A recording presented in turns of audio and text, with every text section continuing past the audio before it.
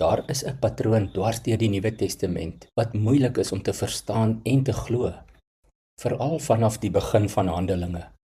Dit is teen-intuïtief, teen ons verwagtinge. Dit maak nie saak hoe dikwels ons dit lees nie. Vervolging en lyding het die vroeë kerk nie verswak nie, dit het haar versterk. Handelinge 5 vers 42 sê die apostels het nie opgehou om elke dag te leer en die evangelie te verkondig nie, en dit direk nadat hulle gedreig en gegeesel is. Nie ten spyte van die slaa nie, maar asof die slaa niks verander het aan hulle sending nie. Paulus het 'n soortgelyke getuienis. In Filippense 1 vers 12 tot 14 lees ons sy gevangenskap het gelei tot bevordering van die goeie nuus. En ander gelowiges het juis nog vrymoediger geword om oor Christus te praat, omdat hulle gesien het hoe hy in boeye steeds getuig. In Filippense beklemtoon hy selfs blymoedigheid en vreugde te midde van swaar kry. Lyding wat reg verwerk word nie 'n muur nie, dit word 'n vermenigvuldiger. Maar hoor mooi, dit is nie 'n romantisering van swaar kry nie. Die apostels was werklik geslaan. Paulus was inderdaad in kettinge. Maar iets in hulle verhouding met Christus het gemaak dat die lyding nie die laaste woord gehad het nie. Ons delf 'n bietjie dieper in Handelinge, maar kom ek herinner jou net vanuit 'n gedeelte wat nog vorentoe gelees sal word, en dit is in Handelinge 16. Ek lees dit graag, want dit getuig van die apostel Paulus se gevangenskap juis daar in Filippi. Lukas skryf in Handelinge 16 vers 22 tot 25, die skare het ook teen hulle gekant geraak. Die stadsbestuur het toe hulle klere van hulle laat afskeur en beveel dat hulle lyfstraf moet kry.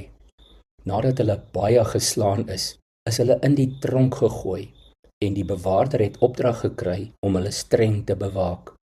Op hierdie bevel het hy hulle in die binneste sel opgesluit en hulle voete in die houtblok vasgeklem. Teen middernag was Paulus en Silas besig om te bid en tot lof van God te sing. Die ander gevangenes het na hulle geluister. Die vraag waarmee ons vandag vanuit hierdie gedeeltes in Handelinge gekonfronteer word, is nogal persoonlik. Wanneer teenstand, teleurstelling of verwerping terwille van my geloof my pad kruis, deins ek terug, of word ek dan juis nog meer vrymoedig? Ek besef dit klink soos 'n paradoks, dit klink teenstrydig, en ons weet ook so 'n reaksie, so 'n optrede, is nie iets wat ons onsself kan opdwing nie.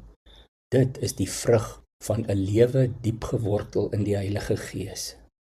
In ons geheue en in ons harte ego nou die woorde van ons Here Jesus in Johannes 15 vers 5. Hy sê, ek is die wingerdstok, julle die lote.